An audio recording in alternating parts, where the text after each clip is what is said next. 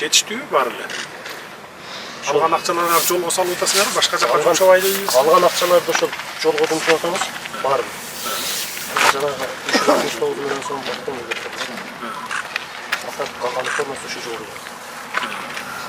Металл 40 сом эле. Металлды да 95 сомго чейин алган учурлар болду. Азыр 66 сомдон болду азыр. Металлчы. Битум да кымбаттап кетти. Основной баягы жолго битум кетет да.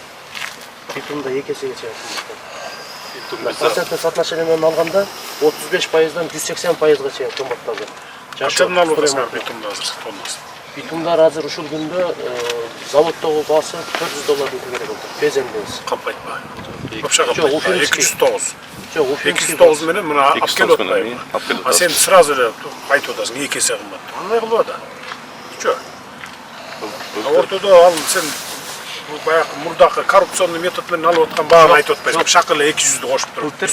Былтыр 209 алып атабызбы заводдон прямой? Туурабы? Ошондо заводдун өз баасы 209. Анан бул баалыкчы.